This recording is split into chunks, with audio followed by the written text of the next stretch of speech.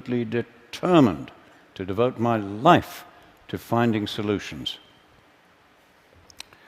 When I came to the United States, I got a shock to find national parks like this one desertifying as badly as anything in Africa.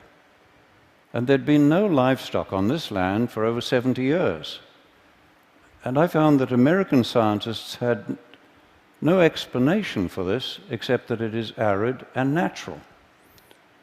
So I then began looking at all the research plots I could over the whole of the western United States where cattle had been removed to prove that it would stop desertification. But I found the opposite. As we see on this research station, where this grassland that was green in 1961, by 2002, had changed to that situation. And the authors of the position paper on climate change, from which I obtained these pictures, attribute this change to unknown processes. Clearly, we have never understood what is causing desertification, which has destroyed many civilizations and now threatens us globally. We have never understood it. Take 1 square meter of soil and make it bare, like this is down here, and I promise you, you will find it much colder at dawn and much hotter at midday than that same piece of ground if it's just covered with litter, plant litter. You have changed the microclimate. Now, by the time you are doing that and increasing greatly the percentage of bare ground on more than half the world's land, you are changing macroclimate. But we have just simply not understood why was it beginning to happen 10,000 years ago? Why has it accelerated lately? We had no understanding of that. What we had failed to understand was that these seasonal humidity environments of the world, the soil and the vegetation, developed with very large numbers of grazing animals. And that these grazing animals developed with ferocious pack-hunting predators. Now, the main defense against pack-hunting predators is to get into herds, and the larger the herd, the safer the individuals.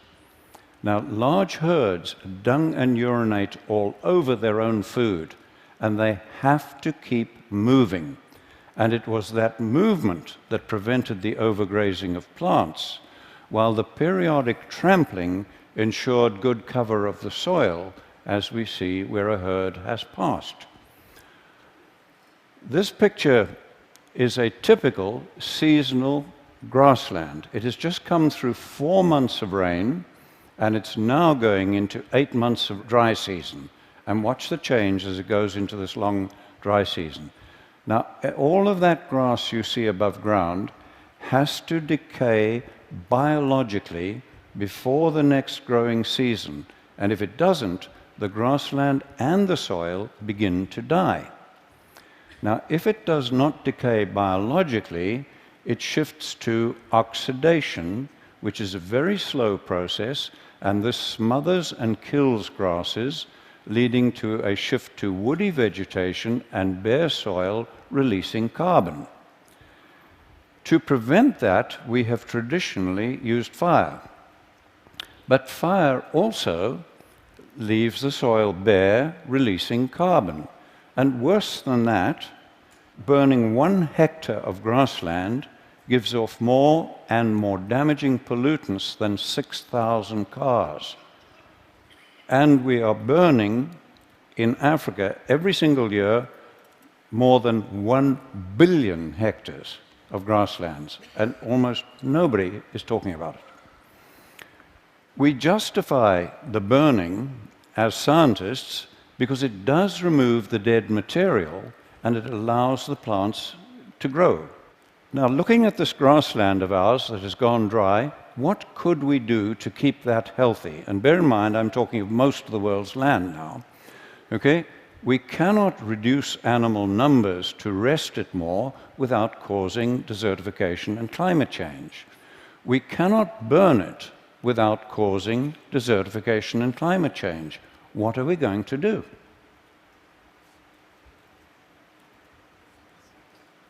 There is only one option.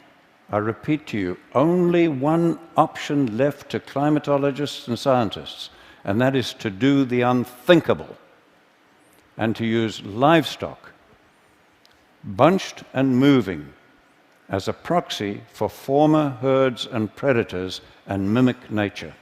There is no other alternative left to mankind. So let's do that.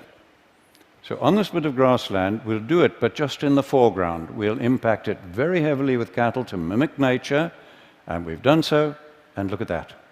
All of that grass is now covering the soil as dung, urine, and litter or mulch, as every one of the gardeners amongst you would understand, and that soil is ready to absorb and hold the rain, to store carbon, and to break down methane. And we did that without using fire to damage the soil, and the plants are free to grow. When I first realized that we had no option as scientists but to use much vilified livestock to address climate change and desertification, I was faced with a real dilemma. How were we to do it? We'd had 10,000 years of extremely knowledgeable pastoralists bunching and moving their animals, but they had created the great man-made deserts of the world.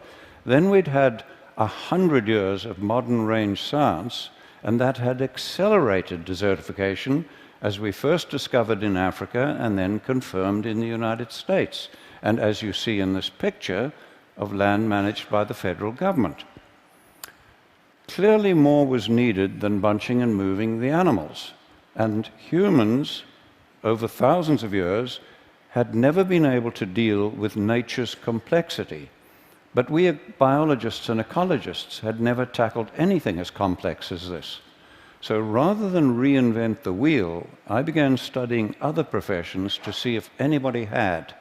And I found there were planning techniques that I could take and adapt to our biological need, and from those I developed what we call holistic management and planned grazing, a planning process.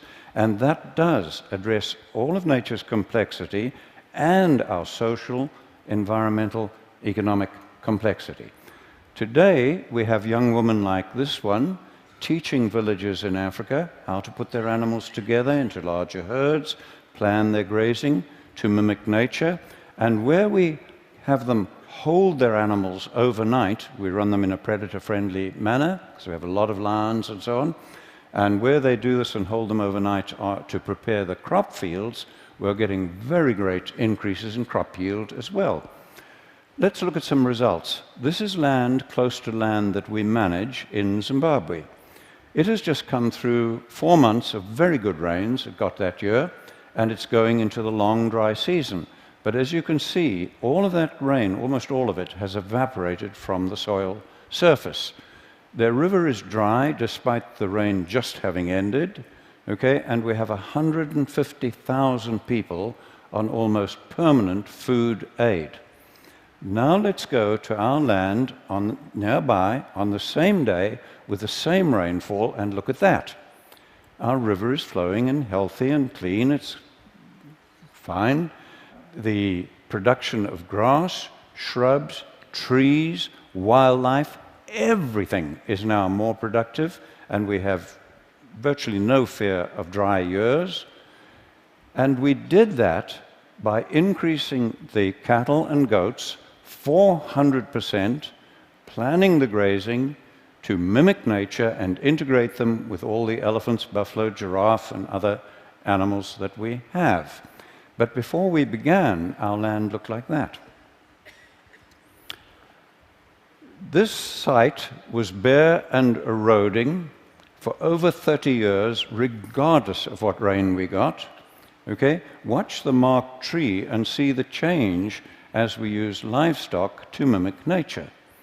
This was another site where it had been bare and eroding, and at the base of the marked small tree, we had lost over 30 centimeters of soil, And again, watch the change just using livestock to mimic nature. And there are fallen trees in that now because these are now, the better land is now attracting elephants, etc. This land in Mexico was in terrible condition, and I've had to mark the hill because the change is so profound.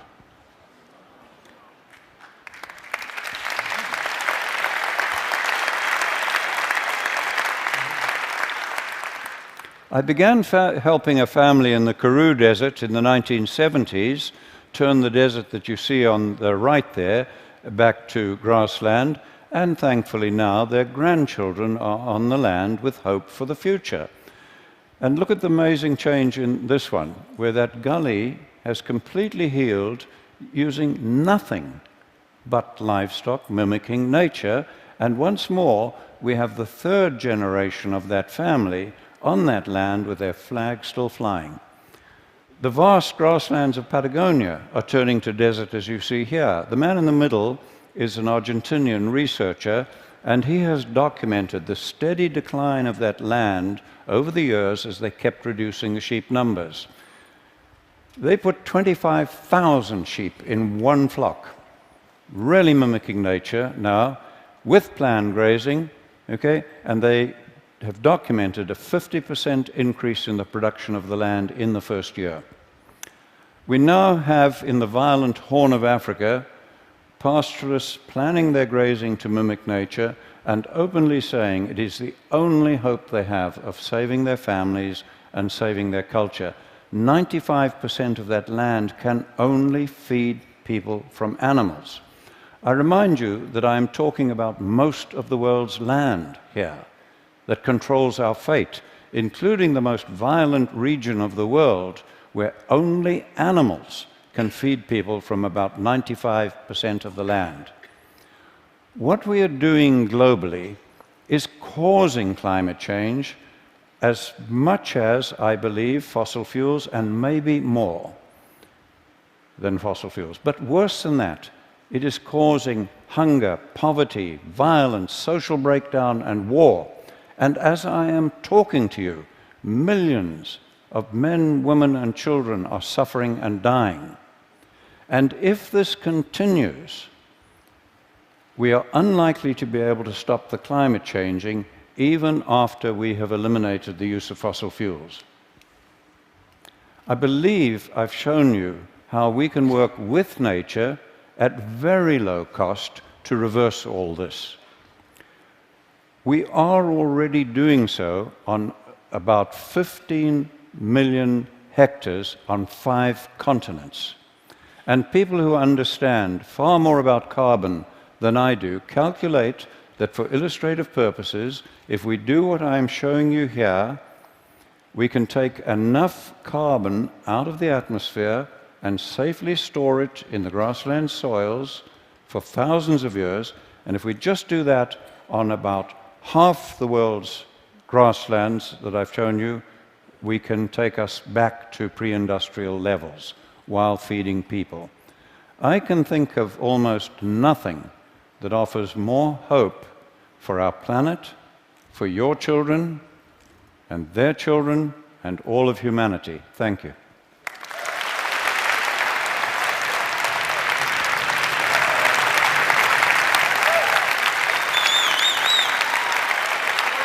Thank you. Well.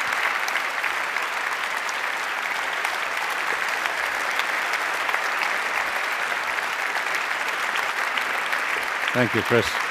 Thank you. Thank you. I have, and I'm sure everyone here has, A, 100 questions, B, wants to hug you. I'm just going to ask you one quick question. When you first start this, and you bring in a flock of animals, it's desert, what do they eat? How does that part work? How do you start? Well, we've done this for a long time, and the only time we have ever had to provide any feed is doing mine reclamation, where it's 100% bare. But many years ago, we took the worst land in Zimbabwe, where I offered a £5 note in a 100-mile drive if somebody could find one grass in a 100-mile drive. And on that, we trebled the stocking rate the number of animals in the first year with no feeding, just by the movement mimicking nature and using a sigmoid curve, that principle. It's a little bit technical to explain here, but well, I would love to. I mean, this is such an interesting and important idea. The best people on our blog are going to come and talk to you and try and. I want to get more on this that we wonderful. can share along with the talk. That is an astonishing talk, truly an astonishing talk, and I think you heard that we all are cheering you on your way. Thank you so much. Well, Allan thank you. Savory. Thank you. Thank you, Chris.